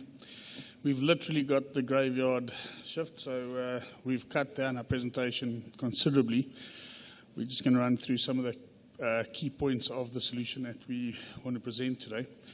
So Pulse Electronics have been engaging with the clearing agents, numerous clearing agents around South Africa over the last 15 to 18 months, where one of the key pain points highlighted by the agents is the management of bonds.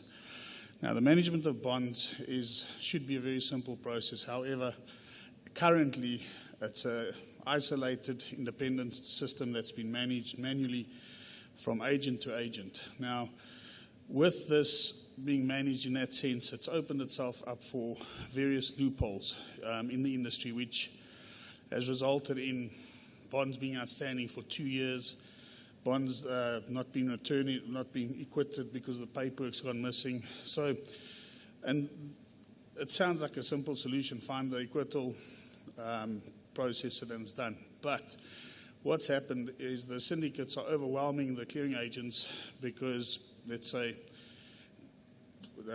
2 out of 10 bonds go missing. Those 2 bonds take enormous amounts of time for the agents to trace, track. They've got to deal with the transporters, the paperwork gets lost. So inevitably, 20 to 30% of the agent's time gets spent. Bonds that are never recovered end up in lawsuits, court cases where SARS are obviously involved. Now, one of the key messages today was collaboration between the public sector and the private sector. The solution that Pulse presents today creates a direct collaboration between the private sector, being the agents managing and issuing the bonds, and SARS, who inevitably want to ensure that those bonds get equited and that it curbs the illicit trade, especially, for example, in the fuel industry. So, in saying that, what we've currently deployed is an independent, unique tracking system. Unfortunately, due to the time delay, I haven't got time to present the hardware. We will have our contact details for you to contact afterwards and follow up.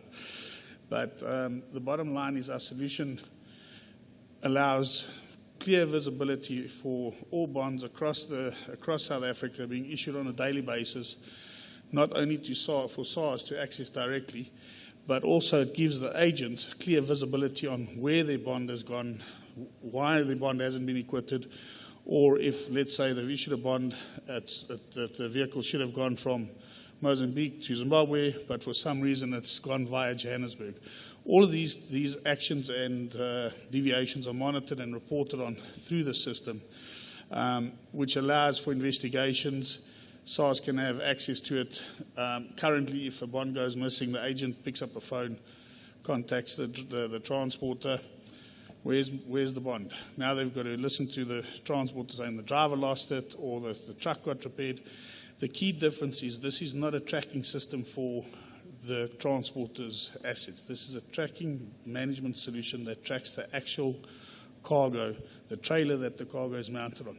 So without delaying this too far, I'm going to hand over to Harry just to run through the highlight of the solution. But as I said, due to time delays, please contact us afterwards and we'll present and show you the unique hardware that's been developed by Pulset over the last 15 months in order to ensure ease of use and there's no effect on the actual transporter. So we are trying to shorten the delays but also enable full management of those bonds. Thanks. Thank you, Claude. I'm going to take you through the application that the user or the customs or the clearing agents will have to their access to track the bond. So from where the bond comes through at the border post, and it's bonded onto a truck, the clearing agent has full access over that goods in transit, whether it's fuel or whatever product's been bonded. So the application that we've designed it allows I'm just going to take it through to the next slide here. There we go. So it's a secure user portal where the clearing agent can log into, or any other user that's been assigned to track the bond can log into a secure user platform. And you'll see there's a menu bar there, and from there on, you can access the bond register. I just want to take you through to that. So that's typically what you'll see is the bond register. So a bond number, you can go and search for a specific bond number, and it can take it back. Doesn't matter how long back. We keep all of that data in a database. So if you do have a query on a specific bond, you can go and put the bond number into the system, call it up, and it will tell you when it was closed and what is the status of the bond. And I'll take you through these various other functions as well, that you can get a report specifically on all the documents, your CM1 to CM1 documents and CM2 documents can be uploaded on the system, and which you can have access on a secure cloud database. So I've just got an example here where you go and search for a bond, you put it in, and it will take you to the bond on the register, and from there on you can go and follow the bond and go and see where that specific bond is at any given time. In this case here, as an example, you can see that bond is delayed between 2 waypoints. Now, this is live information that you have access to go and see exactly where that bond is at any given time. Going back there, the second one is you can take you to a live map. So there, on a live map, real time, you go and see exactly where that bond is at any given time. And you can also then open the document file manager to go and see, especially for a bond that's already completed and closed, you can go and see the documents, open up all the documents. That varies from the CN1s, the CN2s, the manifest, any other relevant documents to that specific bond can be accessed on a file manager. And again, it's a secure database where you can have access to all that information. Let me just take you to the next slide there. Sorry, that doesn't want to go. There we go. So it's gone through completely. Sorry, let me just get it back there. Sorry, Jerry. I pressed too many times.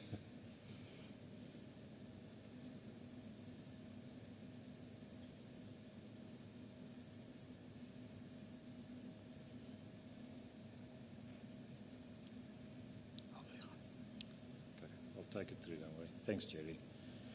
Apologies for that, ladies and gentlemen. Let me just take you back to where we were. I think while I'm just scrolling through here, the point that I'm trying to bring over is it's a very straight down to the point application where you can access live information of any given bond. And that's giving the control back into the hands of the clearing agent and to SARS as well, obviously, to see exactly what the status of the bond is. You'll also notice that, let me just get past this slide. You'll also notice there's a column there for contact details as well. So any relevant contact details, that could be the carrier of the bond, it could be the vehicle, the driver details, and also emergency contact details. So if you go to that contact details page, to that specific bond, you'll see that there's all the information is there, and that can be connected to a voice over IP system where a control room can make contact with the driver or any specific emergency contact number straight from that portal. I just want to show you how the live system looks like. So at any given point, and this is just being accelerated now, obviously, so at any given point, when you go into a bond that is currently in transit, you can follow it on a screen and see exactly as it goes through the waypoints. And it will also then flag. It will say in this case, it says it's on time, and it will flag when it's delayed. Delay means obviously it hasn't reached the next waypoint. And then also if the vehicle goes off route, Also, obviously, it will give you, because we load the routes on the system, so it will give you a live alarm or an alert to say that this bond is off route. Okay, so there's also a place where the user can load or capture a new bond on the system, and it's very easy. It will just then display on the screen. You can see right at the bottom there, there's the new bond displaying on the screen. Thank you, ladies and gentlemen. I think just as a closing.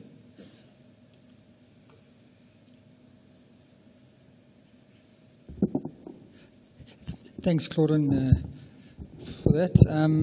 I think just the last thing from Pulsit, I mean, there's so many things that need to be done to curb these sort of problems that we've got. We've decided to choose this one, this whole bond project that we've named it at work is really a specific need, a specific project. And it's only one of the small things in this whole chain. But we like to think of ourselves as a whole group of individuals that will target some small things that will really try and make a very large impact. I don't think there's much more that we can say. Claude, I think you've got all of the contact details. That's great. Thank you. Thank you very much to the Pulsit team. Pulsit, will you stay there, please? Ladies and gents, I'm sure you might have some questions for these gentlemen. There's a question.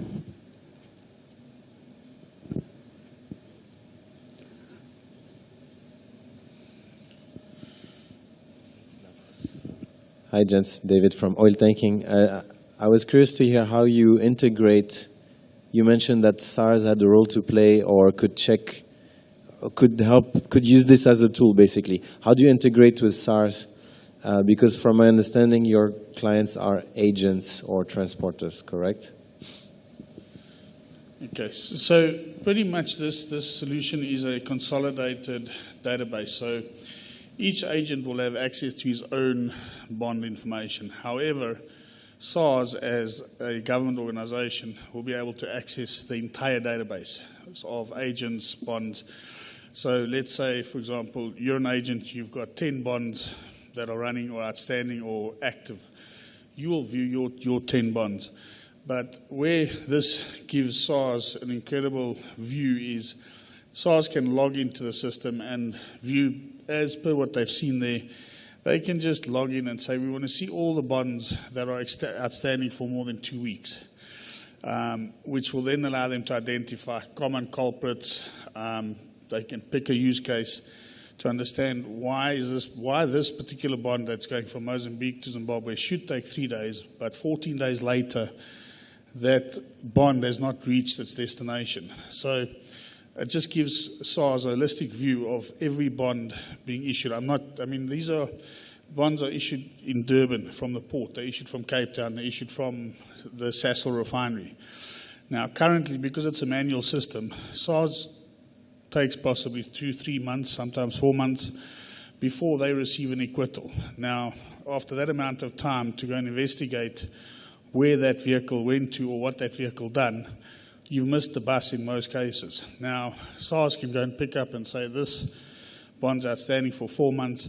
They can click on it. They can actually follow the route of that vehicle. So currently, where somebody is moving illicit fuel, can say, well, we can't remember where the driver lost the paperwork.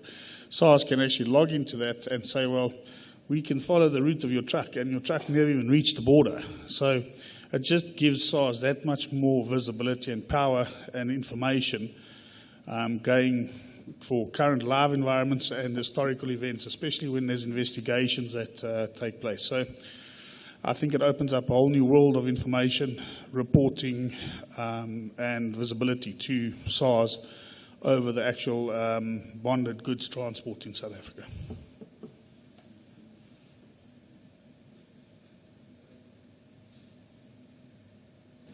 Last question for Pulsit.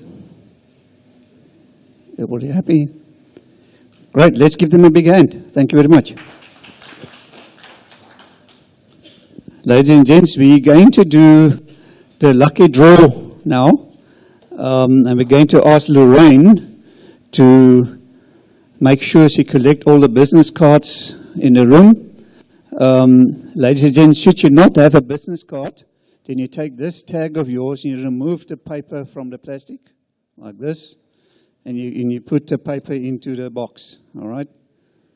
You might be the winner of one of the 2 lucky draws here today. Can I ask the rest of you, should you leave this afternoon, leave these plastics behind, we reuse them. Thank you very much. So we've got 2 exciting draws.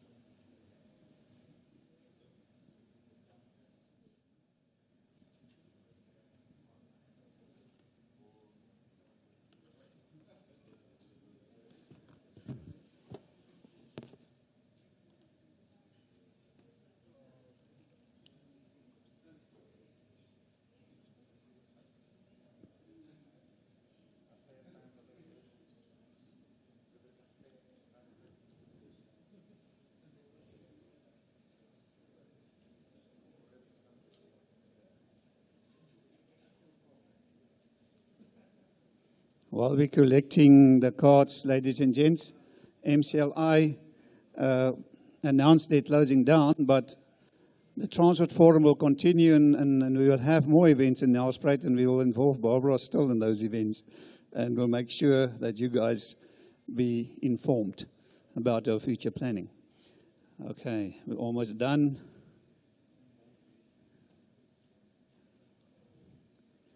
Also, while we're waiting, ladies and gents, certain of the presentations, some of the slides used by South African Revenue Services is not in the public domain. So we're going to edit the videos a little bit, and then we'll reload them on YouTube again. What you can do is you can Google Transport Forum 7 Feb, and it'll bring up all the videos being recorded here and broadcasted here today.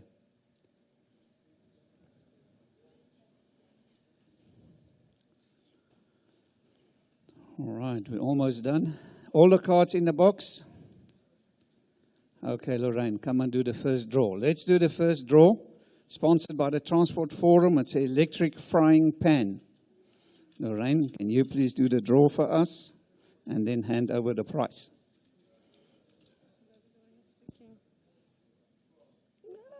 You can say it out loud. Hello, Van Halen.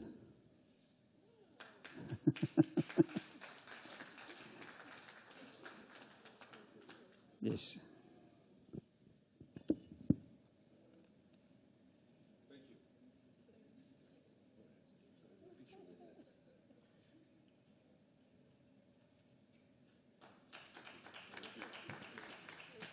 Congratulations. The second draw, ladies and gents, sponsored by MCLI, is a power bank for 8 mobile phones. Very powerful.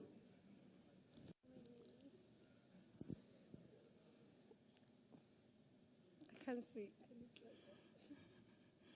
She says you can't lose it. Ray Moodley. Ray Moodley here?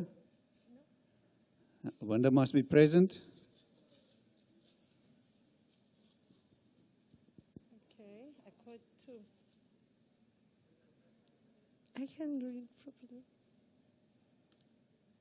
Sam. She left. Okay, he's left. And where's the prize must remove? Is Sam here? There he is.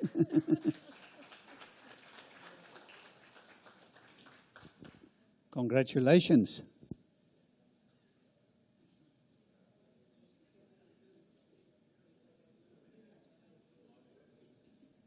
Thank you very much, Lorraine. Congratulations to Sam as well. Ladies and gents, I want Barbara to say a few words, please, Barbara.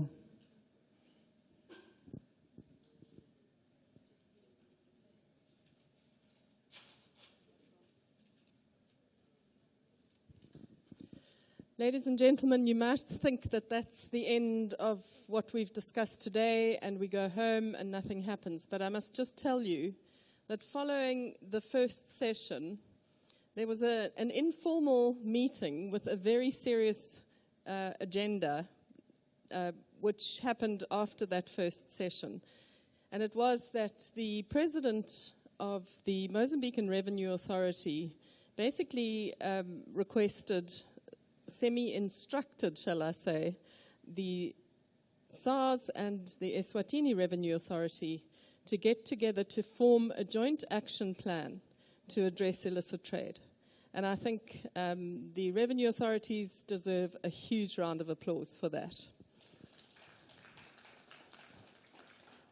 The other thing is that I'd like to say that if you are keen to make a representation around how to be involved in the private sector going forward in terms of input into the MOU process, please contact us as soon as possible and we will put you in touch with the right people.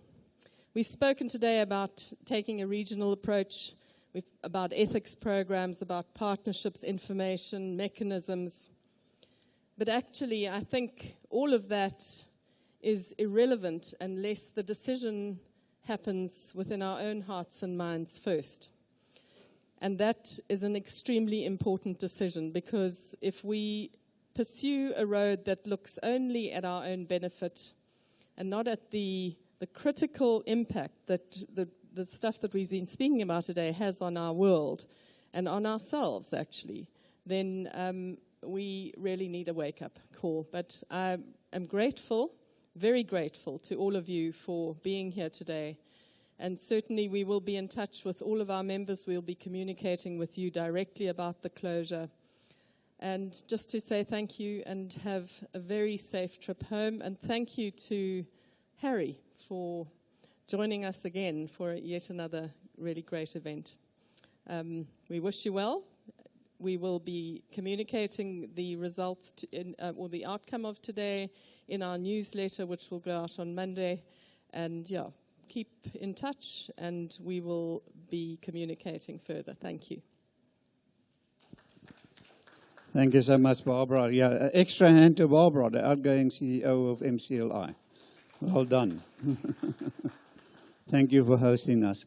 Ladies and gents, yeah, from a Transport Forum, thank you very much. The Transport Forum's next event is next Thursday. It's in Woodmead in Pretoria, the Woodmead Country Club. It's about the role of road funding and our roads in our economy. ETC, Electronic Toll Collects, the main sponsor. And it will be great to seeing you guys there. It's a very, also will be streamed. And we've got Mike Schuessler, the economist, who's the moderator for that event. So it'll be great to see you guys there. Very informative session. But yeah, to MCLI hosting us today, thank you so much. We're sure we will see Mbombela again in the future. We're looking forward for your collaboration. Thank you very much and take care. Thanks.